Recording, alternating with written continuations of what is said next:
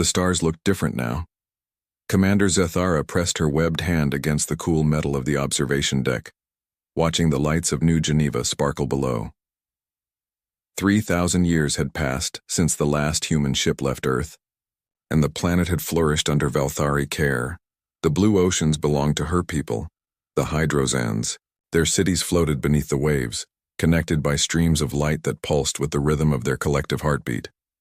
On land, the insectoid Chittick had built towering hives that reached toward the sky, their chittering voices creating a constant hum of activity. Above them all, the energy beings called Luxari danced through the upper atmosphere, their forms shifting like living aurora. Earth was peaceful. Earth was prosperous. Earth was theirs. "Commander," a voice crackled through her communication implant. "Deep space monitoring has detected something unusual."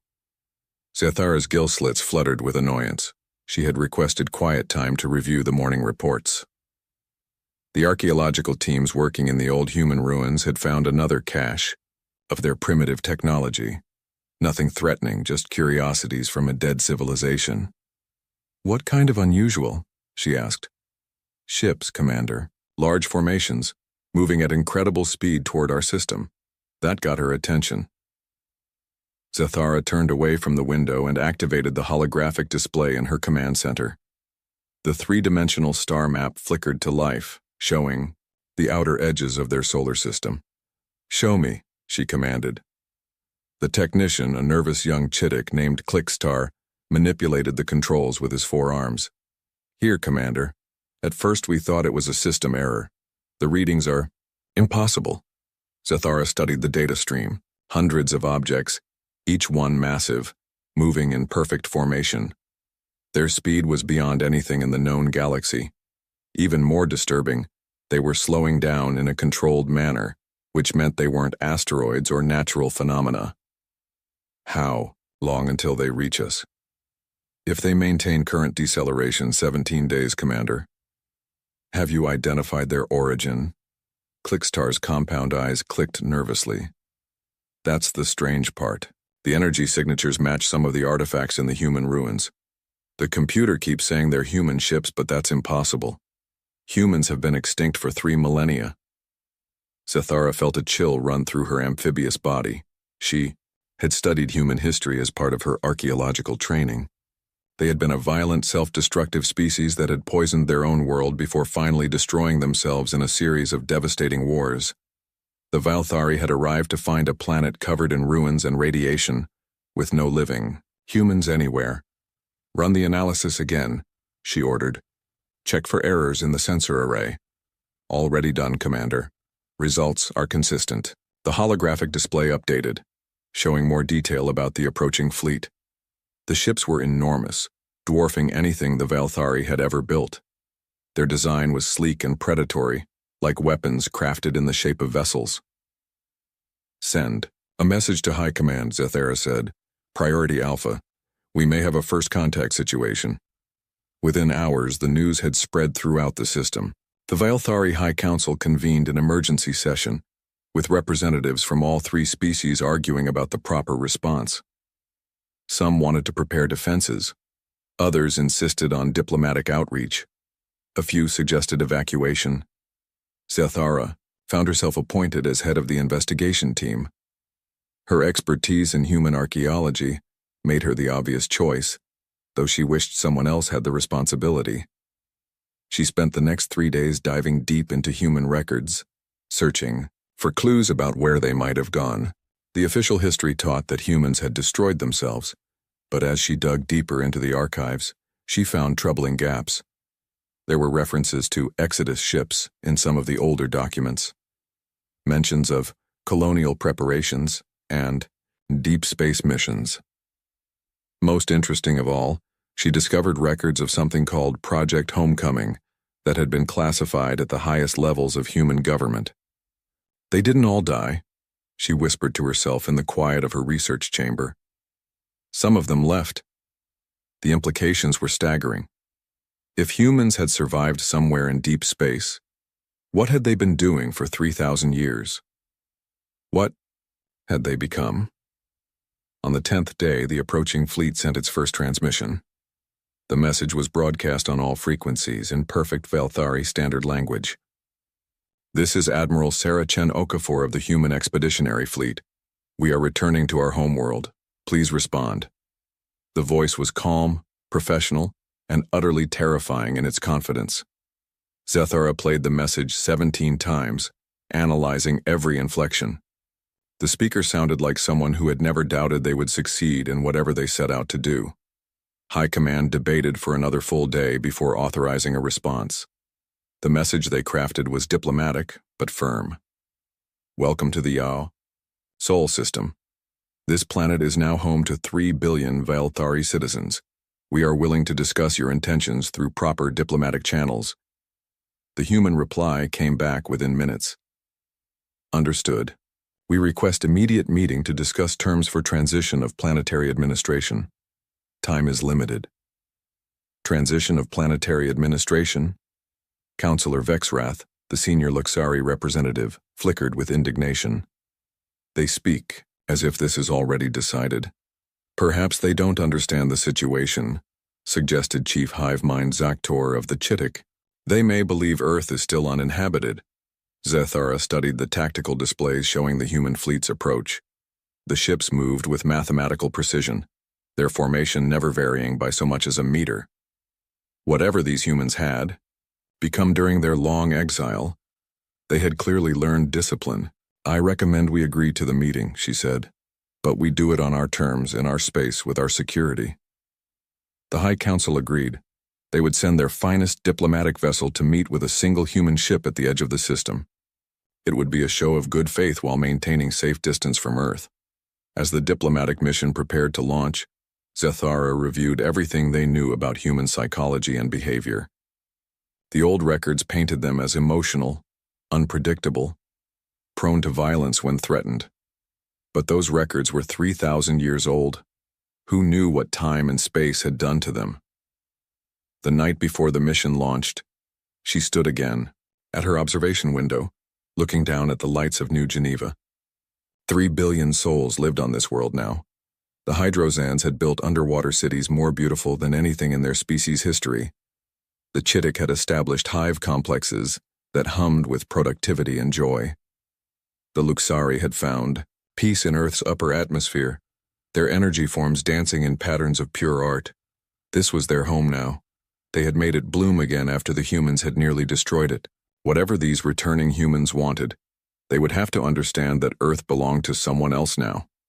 The diplomatic ship launched at dawn, carrying Zethara and a carefully selected team of negotiators. They had 17 different strategies, prepared, from generous relocation offers to firm territorial negotiations. They expected to meet desperate refugees seeking shelter, perhaps a few thousand survivors in outdated ships. What they found waiting for them at the system's edge was something else entirely. The human ship was beautiful and terrible, like a work of art designed to kill. It dwarfed their diplomatic vessel, its hull seeming to absorb light rather than reflect it. Strange energy patterns rippled across its surface, suggesting technology far beyond Valthari understanding. As their ship approached, Zethara felt a growing sense of unease. The humans had been gone for 3,000 years. What had they been doing all this time? She was about to find out. The docking process took 3 hours. The human ship seemed to scan every molecule of the Valthari diplomatic vessel before allowing contact. When the airlocks finally opened, Zethara got her first look at what humans had become. Admiral Sarah Chen Okafor was tall, much taller than the historical record suggested humans should be. Her skin had a strange metallic sheen, and her eyes held flecks of silver that seemed to glow in the dim light. When she moved, it was with fluid grace that reminded Zethara of deep ocean predators. "Commander Zethara," the Admiral said, extending her hand in the ancient human gesture of greeting. "Thank you for meeting with us." Zethara reached out to accept the handshake, following the diplomatic protocols her team had researched. The moment their hands touched, she gasped. The human's grip was like holding a piece of industrial machinery.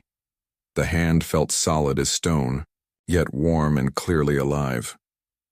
"Please be seated," Admiral Chen Okafor said, gesturing to the conference table her people had prepared. We have much to discuss. As the Vilthari delegation took their places, Zethara noticed more details about their hosts. The humans moved with perfect coordination, as if they shared some kind of invisible connection. Their clothing seemed to be made of material that shifted and flowed, adapting to their movements. Most unsettling of all, she could hear a faint, humming sound, as if each human carried some kind of power source inside their body.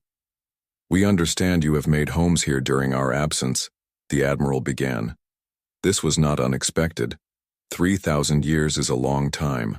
Yes, Zethara replied carefully. Earth has been our world for 70 generations.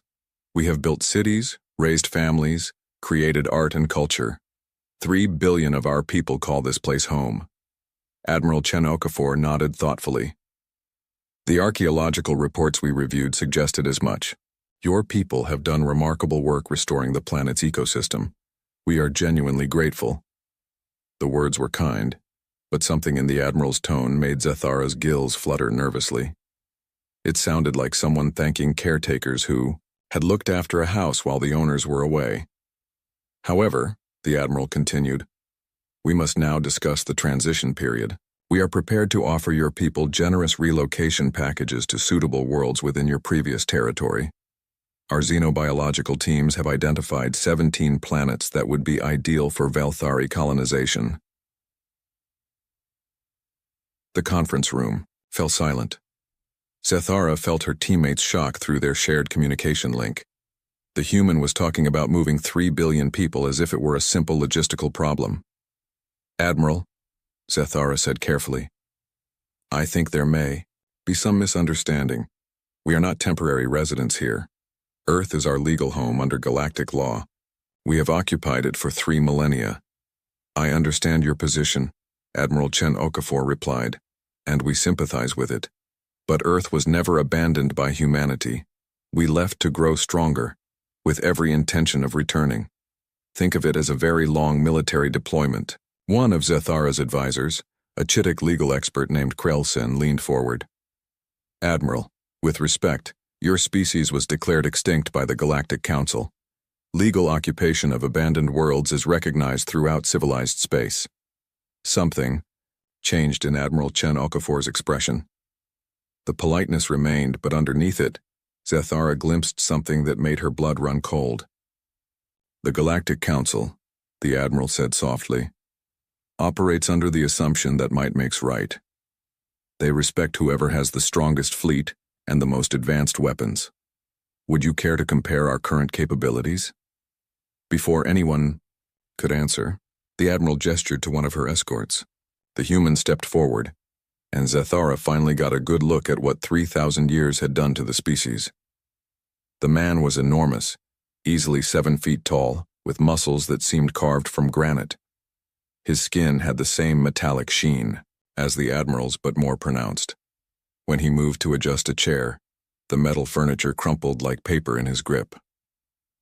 Sergeant Torres, Admiral Chen Okafor said, please give our guests a demonstration of standard human physical capabilities. The sergeant picked up the solid metal conference table, which had to weigh at least 500 pounds, and lifted it over his head with one hand. He held it there for several seconds, not even breathing hard, then gently set it back down. Enhanced bone density, muscle fiber restructuring, and integrated nanotechnology, the Admiral explained casually. Every human now carries these modifications as standard. The sergeant here is actually below average for our current military standards. Zethara tried to process what she was seeing. These weren't the same species that had left Earth. Evolution, technology, or both had transformed them into something new. Your people have grown, she managed to say. We have adapted, Admiral Chen Okafor corrected. 3,000 years of colonizing high-gravity worlds, radiation-soaked systems, and hostile environments. Humanity faced a simple choice: evolve or die. We chose evolution. The Admiral activated a holographic display that showed star charts of the local galactic region. Dozens of systems were marked with human symbols, connected by lines indicating trade routes and military positions. We have colonized 47 star systems, she continued. Each world presented unique challenges that required specific adaptations. Desert worlds taught us to survive without water for months. Ice worlds enhanced our cold resistance and improved our metabolism. High radiation systems gave us immunity to energy that would kill most species. The display zoomed in on several worlds, showing massive cities and industrial complexes that dwarfed anything in Velthari space. Our smallest colony has a population of 50 million. Our largest holds over 1 billion. We have built an interstellar civilization that spans light years, with technology your people have never imagined. Krelson clicked his mandibles nervously. If you are so successful in space, why return to Earth? Surely you have worlds better suited to your enhanced physiology. Admiral Chen Okafor's expression softened slightly. Because this is home. Every human child learns about Earth in their first lessons. They learn about blue skies and green forests, about oceans full of life, and seasons that change with natural rhythm. We have built paradise among the stars, but paradise isn't home. She stood and walked to the view screen, looking out at Earth's blue marble hanging in space. We also carry a promise, she continued. When our ancestors left, they swore an oath that their children would return. That promise has been kept alive for 100 generations. We are here to fulfill it. And if we refuse to leave? Zethara asked, though she dreaded the answer. Admiral Chen Okafor turned back to them, and her expression was genuinely sad. Then you will learn why humanity survived when so many other species did not. We do not wish conflict, Commander. We have seen too much death in our long journey through the stars. But we will have our world back.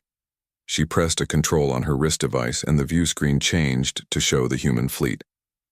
Thousands of ships hung in space, each one bristling with weapons and technology that looked like pure energy given form. We give you 7 days to consider our offer, Admiral Chen Okafor said. Discuss it with your leaders. Review your options.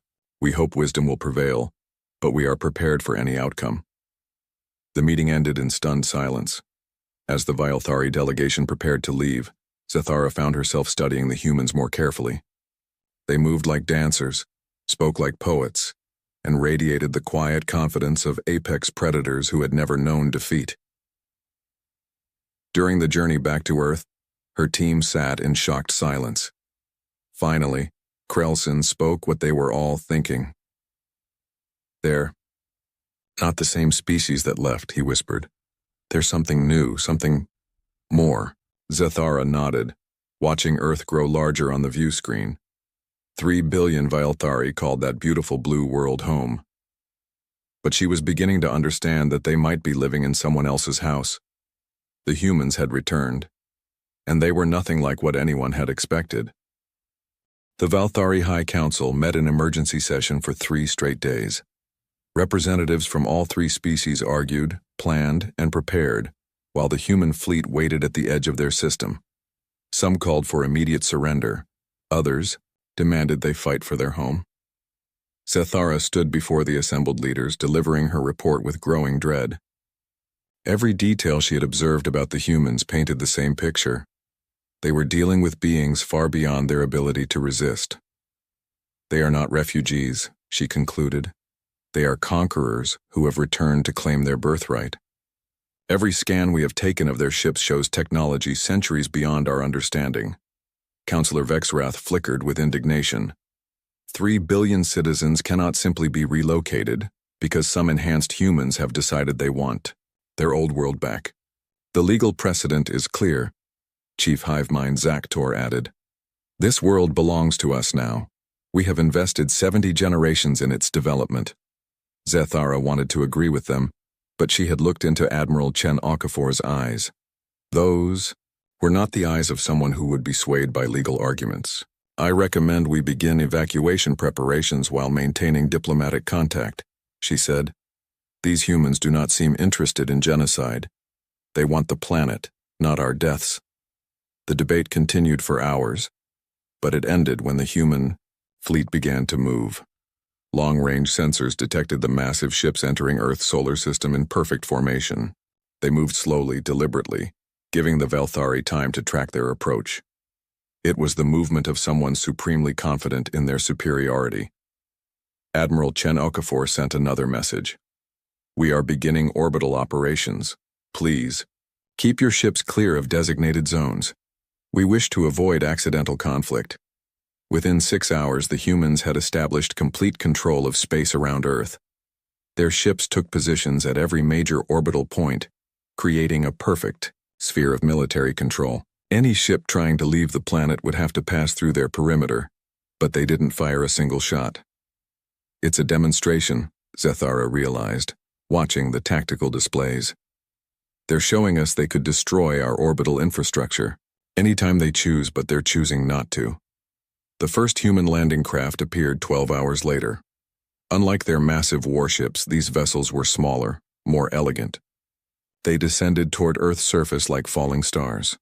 Too fast and too graceful for any technology the Velthari understood. The Chittic tried to intercept them with ground-based defenses. Their missile systems locked onto the incoming craft and fired their most advanced weapons. Zathara watched in horror as the human ship simply absorbed the missile impacts without even slowing down. "Their hulls are adapting," the weapons officer reported in disbelief. "The armor is learning from each hit and becoming resistant." The landing craft touched down in 17 locations across Earth's surface.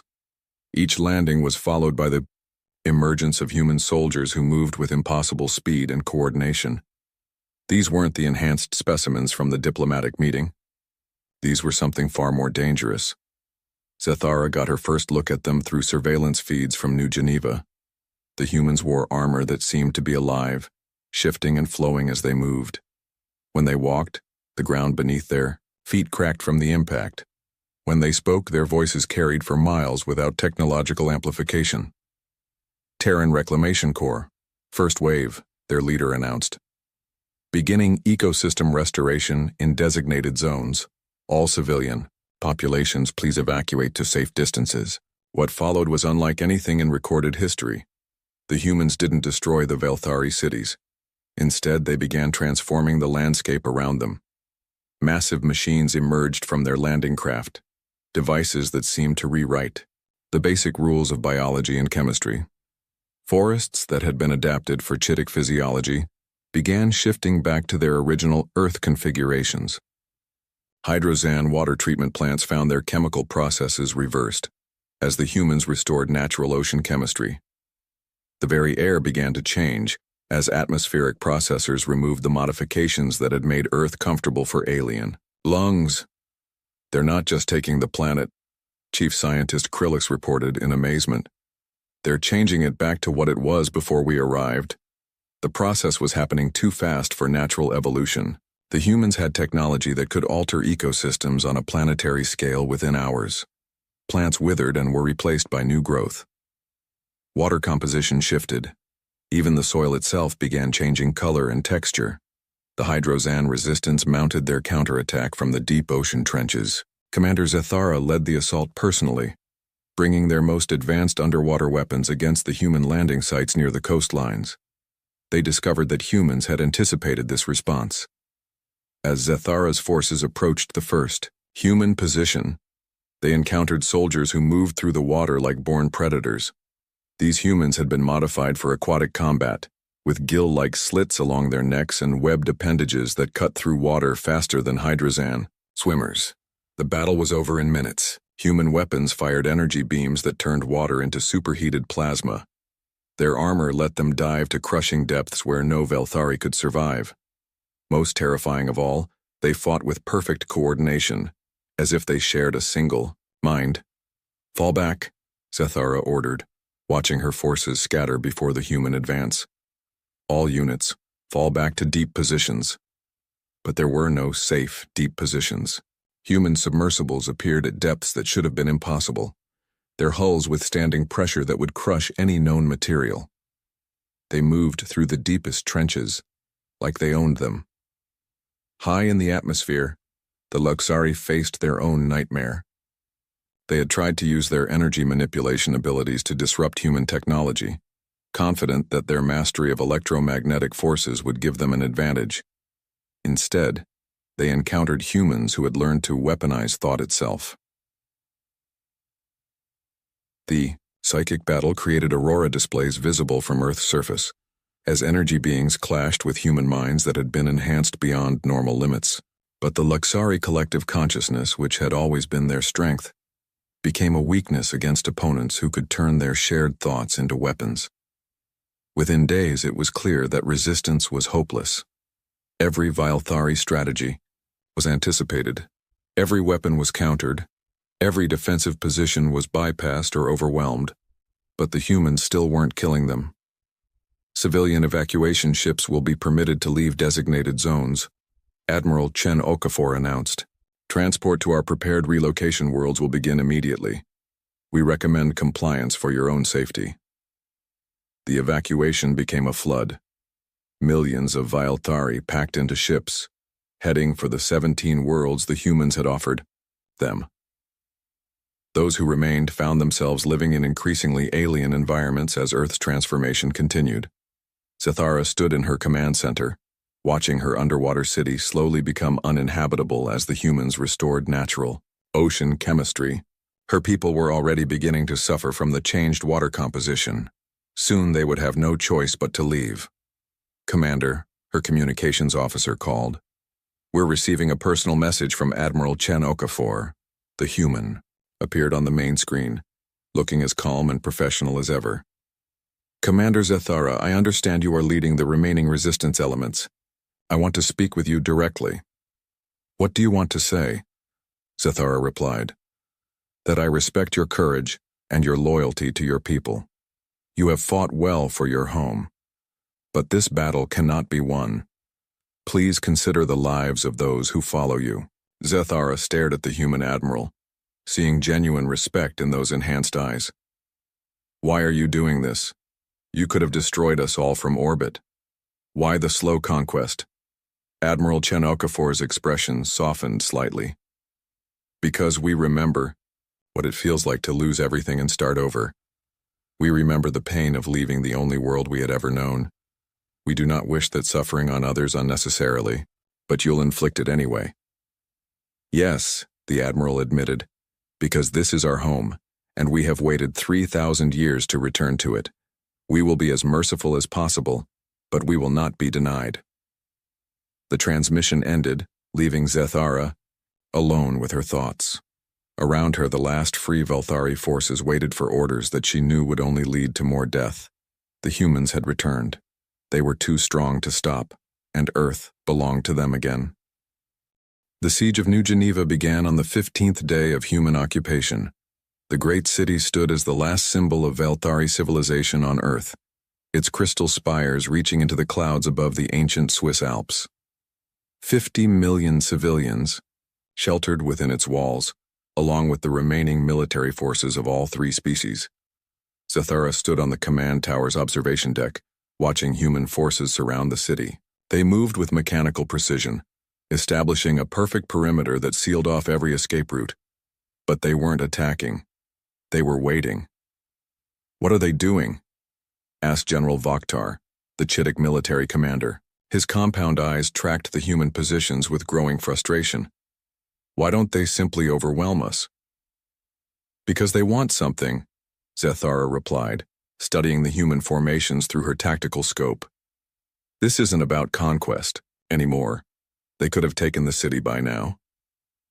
Her answer came 3 hours later when massive drilling equipment began emerging from human landing craft. The machines were unlike anything in Vilthari technology, boring into the earth with beams of energy that turned solid rock into vapor. They're digging, reported Chief Scientist Krillax, directly beneath the city center, going deeper than our foundations. The drilling continued for days. Human excavation teams worked around the clock, their enhanced bodies never seeming to tire. They dug with purpose, following some predetermined path that led straight down through layers of stone and metal. On the third day of digging, they found what they were looking for. Dr. Marcus Webb emerged from the excavation site like a man returning from prayer. The human archaeologist moved with reverent care as he supervised the removal of artifacts from deep beneath New Geneva's foundations. Admiral Chen Okafor arrived personally to oversee the operation. She stood at the edge of the dig site, watching, as her people brought up containers that glowed with soft internal light. The Genesis Archive, she announced over the communication channels, the cultural and genetic heritage of humanity, sealed away before our ancestors left Earth. Everything we were, everything we hope to become, stored in quantum crystal matrices that have waited 3,000 years for us to return.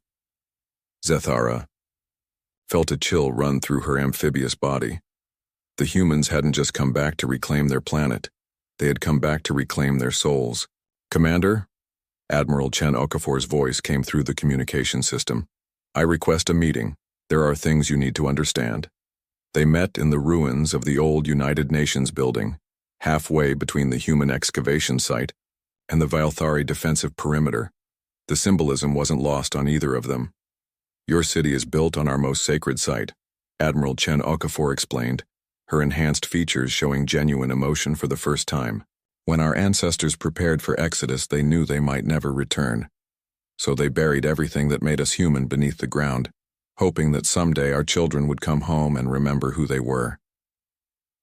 Zethara looked at the glowing containers arranged around them. "What's in there?" "Art, music, literature, philosophy. The genetic templates of every species that lived on Earth before the Great Dying. Mathematical proofs, scientific theories, and the dreams of a billion human minds. Everything we lost when we left, everything we've spent 3,000 years trying to recreate." Dr. Webb approached, carrying one of the smaller containers. "May I show you something, Commander?"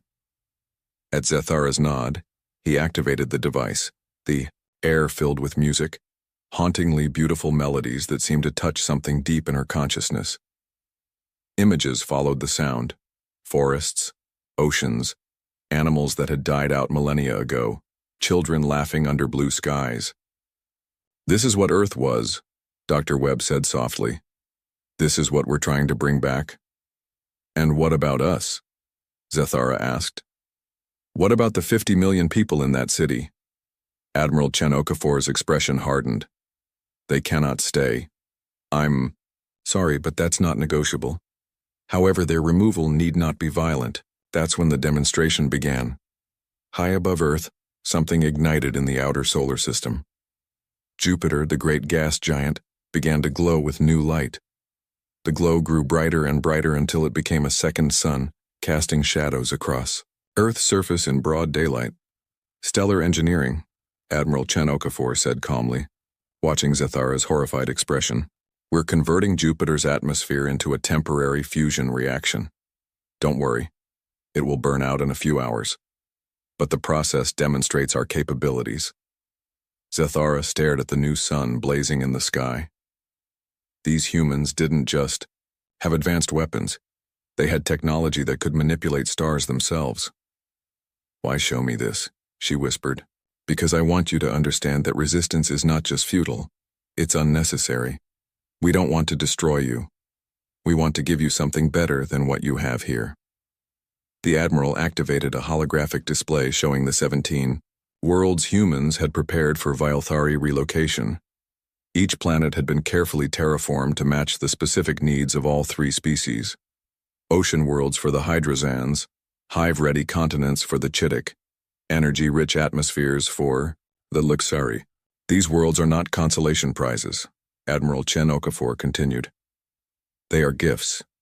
We have spent decades preparing them, using technology and resources that dwarf anything your people have ever possessed.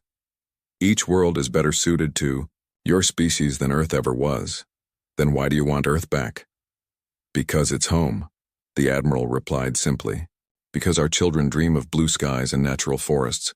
Because we made a promise 3,000 years ago and promises matter." The temporary star faded as Jupiter's atmospheric reaction burned out, but its message was clear. Humanity had become something that treated solar systems as construction projects. Inside New Geneva, the Valthari leadership finally faced the truth. Chief Hive Mind Zaktor was the first to speak the words no one wanted to hear. "We cannot win this war." "They turned a gas giant into a star," General Vaktar said, his voice hollow. "For a few hours just to make a point. What else can they do?" The answer came from their own intelligence reports. Human colonies throughout the galaxy had been sending ships toward Earth, carrying millions of settlers ready to rebuild their ancestral home. The fleet in orbit was just the advance force. The real colonization fleet was still coming. How many? Zethara asked. Conservative estimates suggest 200 million humans in the first wave, Krillix reported, with more following every year until the planet reaches its optimal carrying capacity. The numbers were overwhelming. Even if the Vilthari could somehow defeat the military forces, they would face an endless stream of human colonists, each one enhanced beyond natural limits, each one carrying technology that made Vilthari science look primitive. But the most devastating revelation came from the human archaeological teams. As they excavated the Genesis archive, they discovered that Earth's natural ecosystem under Vilthari management wasn't natural at all. "They've been using our own restoration work against us," Dr. Webb announced. "Every forest you replanted, every ocean you cleaned, every mountain you rebuilt. You were unknowingly following the original Earth template stored in the archive. You've been preparing our world for our return for 3,000 years. The irony was perfect and horrible. The Vilthari hadn't just been occupying Earth. They had been caretaking it, maintaining it exactly as humans would want it when they returned." As night fell over New Geneva, Zethara made her decision. She activated the emergency communication system and sent a message to all Vilthari forces. "This is Commander Zethara. I am ordering a general ceasefire. All units, stand down and prepare for evacuation orders." The response was immediate and emotional. Some called her a traitor. Others begged her to reconsider, but most simply acknowledged the inevitable. "Commander," Admiral Chen Okafor's voice came through the communication system. "You have made the right choice." "Have I?" Zethara asked. "Or have I just surrendered 3 billion people to exile?" "You have saved 3 billion lives," the Admiral replied, "and given them a chance to build something new and better. That is the choice of a true leader." As the last human excavation teams emerged from beneath New Geneva, carrying the final containers of the Genesis archive, Zethara understood that this had always been inevitable. Earth belonged to humanity not because they were stronger, but because they had never truly left it behind. The archive contained their dreams, their hopes, and their unbreakable connection to the blue world that had given them birth. 3,000 years in exile had only made that connection stronger. The humans had returned. They had grown too strong to stop, and Earth was calling them home. The challenge came at dawn on the 20th day. Commander Zethara stood in the ruins of the old United Nations Plaza, watching the sun rise over a world that was no longer hers. Around her, the last Vilthari military units prepared for evacuation, while human restoration teams continued their work of reshaping the planet. "I invoke the right of final contest," she announced, her voice carrying across the plaza through amplified speakers. "Single combat between champions, with terms to be set by the outcome." The human response came within minutes. Admiral Chen Okafor herself appeared at the edge of the plaza, flanked by her enhanced soldiers. But she wasn't smiling. "Commander, this is unnecessary," the Admiral said. "The evacuation is proceeding smoothly. Your people are already establishing new homes on the worlds we've prepared. Why risk lives on ceremonial combat?" "Because my people need to see that we fought to the end," Zethara replied, "and because I need to know if there's any chance, however small, that we might still call this world home." Admiral Chen Okafor studied her for a long moment. "What are your proposed terms? If my champion wins, you withdraw your forces for 100 years, allowing us time to evacuate peacefully on our own terms. If your champion wins, we surrender immediately and accept your relocation program without further resistance." The Admiral nodded slowly. "And who will serve as your champion?" Zethara straightened her shoulders. "I will. And ours will be Dr. Elena Vasquez, our chief xenobiologist." The choice surprised everyone, including Zethara. She had expected to face one of the massive Void Marines or enhanced soldiers. Instead, the humans had chosen a woman who appeared to be an ordinary scientist. Dr. Vasquez approached across the plaza, moving with the same fluid grace all humans now possessed, but showing none of the obvious physical enhancements of the soldiers. She was tall but not gigantic, strong but not obviously superhuman. When she spoke, her voice was gentle and kind. "Commander Zethara, I want you to know that I respect your courage. You fought well for your people." "As have you, Doctor," Zethara replied.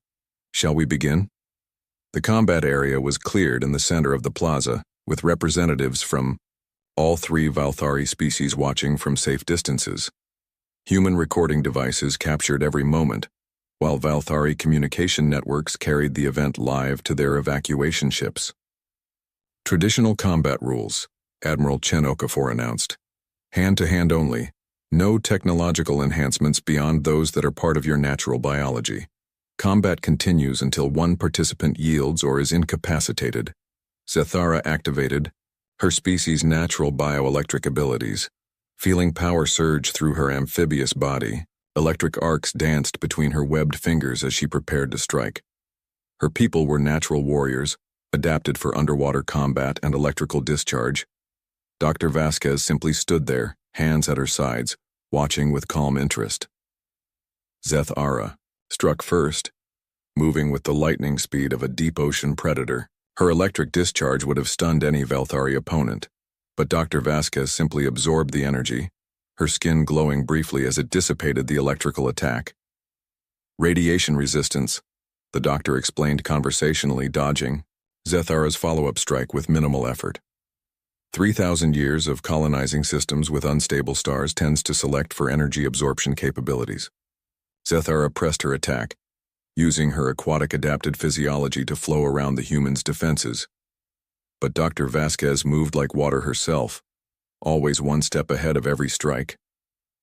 "Your combat form is impressive," Dr. Vasquez continued, catching Zethara's wrist in mid-strike and gently redirecting the attack. "Hydrozan fighting techniques are perfectly adapted for three-dimensional underwater combat. Unfortunately, we've had to develop similar skills for zero-gravity environments." The human scientist began her own offensive, and Zethara realized with growing horror that she was completely outmatched. Dr. Vasquez fought with perfect efficiency, never using more force than necessary, never moving faster than required. Every motion was calculated, every strike precisely placed to disable rather than destroy. "Enhanced reflexes from high-gravity world adaptation," Dr. Vasquez explained as she avoided another of Zethara's electrical attacks. "Improved bone density from low-oxygen environments. Muscle fiber enhancement from worlds where everything tries to kill you." Zethara found herself being systematically dismantled by someone who was giving her a biology lesson while defeating her in combat. The human wasn't even breathing hard. "The interesting thing about human evolution over the past 3 millennia," Dr. Vasquez continued, blocking a desperate strike and responding with a gentle tap that sent Zethara stumbling, "is that we didn't just adapt to individual challenges.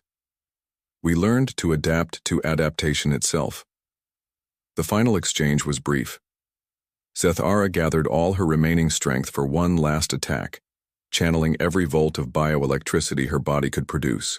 The discharge was powerful enough to kill most living beings. Dr. Vasquez caught the electrical blast in her bare hands, absorbed it completely, then redirected it harmlessly into the ground. In the same fluid motion, she stepped forward and placed her hand gently on Zethara's shoulder. The touch was enough. Zethara felt her legs give way as every muscle in her body went limp. She collapsed to her knees not from injury, but from the overwhelming realization of just how completely she had been outmatched. "Neural pathway mapping," Dr. Vasquez explained softly, kneeling beside her. "Non-lethal pressure point manipulation, adapted from encounters with 17 different hostile species. You're not hurt, just temporarily immobilized." Zethara looked up at the human scientist, seeing genuine compassion in those enhanced eyes. "Why?" she whispered. "Why show me this?" "Because you needed to understand," Dr. Vasquez replied. "Every human carries these abilities now, not just our soldiers, not just our enhanced troops. Every one of us. We didn't just grow stronger during our exile, Commander. We grew beyond what we used to be." As feeling returned to her limbs, Zethara struggled to sit up. Around the plaza she could see the shocked expressions of her people. They had watched their finest warrior defeated by a human scientist who had barely exerted herself. "Your people fought bravely," Dr. Vasquez continued, helping Zathara to her feet. "You adapted well to this world and built something beautiful here, but adaptation is what humans do best. It's what we've always done best. We adapt, we overcome, and we survive." Admiral Chen Okafor approached, her expression serious but not unkind. "The terms of combat have been met. Do you yield, Commander?" Zathara looked around the plaza one last time, seeing the human restoration teams already at work, seeing her own people preparing to board evacuation ships. The decision had been made long before the fight began. "I yield," she said quietly. "The Valthari Confederation surrenders Earth to human authority." The evacuation proceeded with military efficiency. Within weeks, the last Valthari transport ships departed Earth's atmosphere, carrying 3 billion civilians to their new homes among the stars. The humans kept their promises about the relocation worlds, providing technology and resources that surpassed anything the Valthari had possessed on Earth. But for Zathara, now serving as Valthari liaison to the human colonial government, the EA, memory of that final combat never faded. She had fought the future itself and lost. 1 year later, she stood in the restored Amazon rainforest, watching human children play among trees that grew from seeds stored in the Genesis archive. The planet teemed with life again, not the adapted ecosystems the Valthari had created, but the original Earth ecosystem restored to its ancient glory. Admiral Chen Okafor joined her on the observation platform, looking out over the green canopy that stretched to the horizon. "Do you regret it?" the Admiral asked. Zathara considered the question. Her people were thriving on their new worlds, building civilizations that surpassed anything they had achieved on Earth. But this world, this beautiful blue marble, would never be theirs again. "No," she said finally. "You were right. This is your home. It was always your home, even during the long exile. We were just keeping it safe until you could return." Admiral Chen Okafor removed her helmet, revealing features that still carried the scars of humanity's ancient exodus. She was older than she looked, one of the children who had left Earth 3,000 years ago and lived to see its reclamation. "We kept our promise," she said softly. "We came home. We just needed time to become strong enough to keep it." Above, them human ships continued to arrive from distant colonies, carrying millions of settlers eager to walk on the world their ancestors had dreamed of. Each ship brought new stories of human adaptation and survival, of worlds conquered and challenges overcome. The humans had returned to Earth. They had grown too strong to stop, and in their strength, they had found their way home at last. In her final report to the Galactic Council, Zathara wrote simply, "Humanity has returned. They are not the species that left. Consider this both a warning and an opportunity. They offer partnership to those who accept their strength, and they keep their promises to both enemies and friends.